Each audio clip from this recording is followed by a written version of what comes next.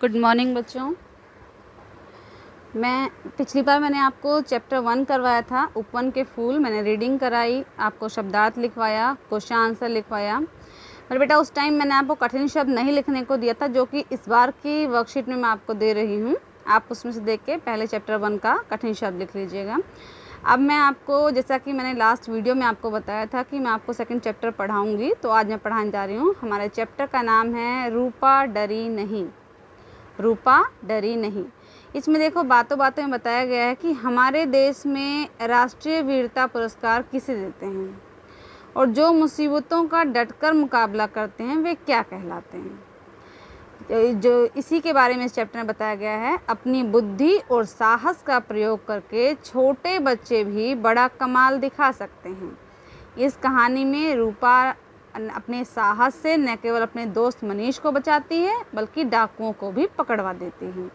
मुझे पता है कि मेरे बच्चे पढ़ने में इतना आगे हैं और इतना इंटरेस्टिंग चैप्टर है ये कि मेरे बच्चों ने पढ़ लिया होगा। ये मुझे पूरा विश्वास है। मुझसे आगे ही बच्चे पूरी स्टोरी खुद से खुद बता देंगे कि मैम, अभी अगर मैं क्लास में पढ़ा रही होती तो बच्चे बोलते मैम हमने तो घर में पढ़ लिया, हम सुनाएं, हम स्टोरी बताएं आपको क्या है।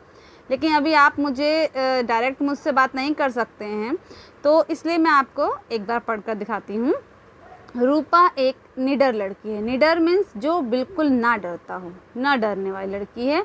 उसे पढ़ने का बहुत शौक है। वह खेल कूद में भी चुस्त है, यानी कि बहुत तेज़ है, खेल कूद में बहुत इंटरेस्ट रखती है। एक दिन वह रुचि, रूपक और मनीष के साथ चोर सिपाही का खेल खेल रही थी। मनीष चोर बनकर कहीं दूर जा छिपा था। रूपा मनीष को ढूंढते हुए गन्ने के खेत में जा पहुंची।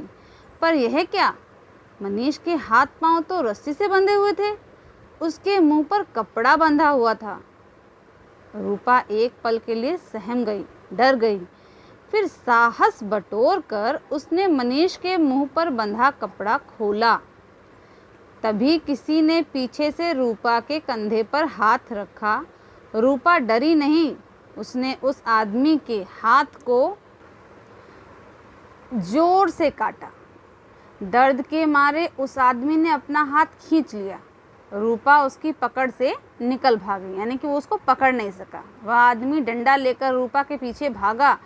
भागते हुए रूपा की नज़र एक पत्थर पर पड़ी। उसने पत्थर उठाया और उस आदमी की ओर जोर से फेंका। देखिए मैंने इसे क्या पढ़ा है, जोर से फेंका। यहाँ नुक्ता लगा है ना, जिसका मैंने आपको लास्ट वीडियो में बताया था। नुक्ता जहाँ लगा होगा वहाँ हम कैसे पढ़ेंगे, जोर। जोर से फेंका, निशाना ठीक बैठा। उसके सिर से खून बहने लगा। उसकी आंखों के आगे अंधेरा छा गया। वह लड़खड़ाकर गिर पड़ा। रूपा ने लपक कर डंडा उठा लिया और लगी उस दुष्ट की पिटाई करने। वह बेहोश हो गया। रूपा ने भागकर मनीष की रस्सी खोली। दोनों ने मिलकर उसी रस्सी से उसे बांध दिया। रूपा बंदी की चौकसी करने लगी। चौकसी मीन्स निगरानी की, वो भाग कर जाए ना। और मनीष गांव वालों को बुला लाया। गांव वालों ने रूपा के साहस की बहुत प्रशंसा की। रूपा के साहस की बहुत प्रशंसा की। एक आदमी ने बंदी को पहचान लिया और बोला, अरे यह तो अपने गांव से भागा हुआ दुष्ट खचेरू है। पुलिस इसको गिरफ्तार करना चाहती है। खचेरू को होश आया तो उसने अपने आप को जेल में पाया। उसका मुंह सूजा हुआ था और सिर पर पट्टी बंधी हुई थी। उसने पुलिस को बताया, मेरे कुछ साथी आज रात को मुखिया के घर डाका डालेंगे। यह समाचार मिलते ही पुलिस चौकन्नी हो गई। चौकन्नी मीन्स, चौकन्नी का मतलब है सावधान हो गई। रात के समय स्कूल के पास एक जीप रुकी। उसमें से 4 डाकू बाहर निकले। पुलिस ने तुरंत ही उन्हें गिरफ्तार कर लिया। उनमें से एक के हाथ में बंदूक थी। अगले दिन समाचार पत्रों में डाकुओं के पकड़े जाने की पूरी घटना के साथ रूपा के बड़े बड़े चित्र छपे थे। अब ये कहानी आपने पढ़ी, इस कहानी से आपको क्या सीखने को मिला बताइए बेटा। देखिए जैसे मनीष को बांधा गया, अगर रूपा वहाँ से डर कर भाग जाती, गांव वालों को बुला कर लाती, तो उतने में तो मुझे लगता है कि वो डाकू बच्चे को लेकर जा चुका होता। लेकिन उसने अपने साहस से, अपनी हिम्मत से उसका सामना किया, अपनी सूझबूझ से, अपने दिमाग से काम लिया और उसने मनीष को भी बचाया और उस डाकू को भी पकड़वा दिया। ठीक है बेटा, तो इससे ये सीखने को मिलता है कि छोटे बच्चे भी अगर साहस से कोई काम करते हैं तो वो काम अच्छा होता है और पूरा होता है। ठीक है, अब आगे क्या है, मैंने आपको इसका कठिन शब्द दे दिया है। कठिन शब्द आप अपनी कॉपी में कीजिएगा। प्रश्न उत्तर मैं आपको समझा देती हूँ।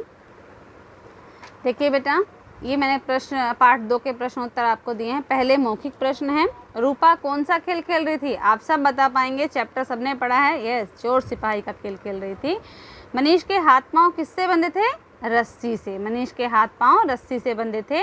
डाकू को किसने पकड़वाया? डाकू को रूपा ने पकड़वाया। बहुत बढ़िया। फिर हम आगे लिखित प्रश्न करते हैं। पहला प्रश्न है, रूपा के क्या क्या शौक थे? आप सब जान गए हैं चैप्टर पढ़ने के बाद। रूपा के शौक क्या थे? पढ़ना और खेलना। मनीष को बंधा देखकर रूपा ने क्या किया? मनीष को बंधा देखकर रूपा ने उसके मुख पर बंधा हुआ कपड़ा हटा दिया। रूपा ने डाकू का मुकाबला कैसे किया? रूपा ने डाकू के सिर पर पत्थर मारकर उसे घायल किया। फिर मनीष की सहायता से उसे डंडे से पीटकर बांध दिया। फिर रूपा द्वारा डाकू को पत्थर मारने पर क्या हुआ? रूपा द्वारा डाकू को पत्थर मारने पर उसके सिर से खून बहने लगा और वह लड़खड़ाकर गिर गया। ठीक है बेटा, ये आपके लिखित और मौखिक दोनों प्रश्न हैं।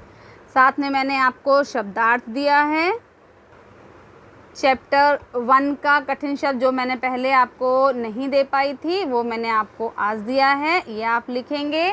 ये चैप्टर 2 का कठिन शब्द है, ये आप लिखेंगे। जैसा मैंने आपको कहा था कि चैप्टर 1 की पिक्चर बनाएंगे, और बेटा क्लास 2 में जब आप थे तब भी आपको मैं हर चैप्टर की पिक्चर बनाने को, ड्रॉ करने को बोलती थी, और ये भी बोलती थी कि आप खुद से बनाएंगे, पेरेंट्स से नहीं बनवाएंगे। आप खुद से ड्रॉ करेंगे, अच्छा करेंगे, ख़राब करेंगे, जैसा भी करेंगे आप खुद करेंगे। चैप्टर 1 की ड्राइंग आपने बना ली होगी, चैप्टर 2 की भी ड्राइंग आपको बनानी है, बट चैप्टर लिखना नहीं है। लिखनी आपको सिर्फ चैप्टर 1 की कविता थी, चैप्टर 2 लिखना नहीं है, सिर्फ आपको पिक्चर ड्रॉ करनी है। ओके बेटा, आपको सेकंड पार्ट समझ में आ गया, आपने अच्छे से रीड किया, समझा। आपने मुझसे रीड करने से पहले ही आपने रीड किया होगा, ये मुझे पूरा विश्वास है। ठीक है बेटा, इस लॉकडाउन में घर पर रहिए, सुरक्षित रहिए। Have a nice day.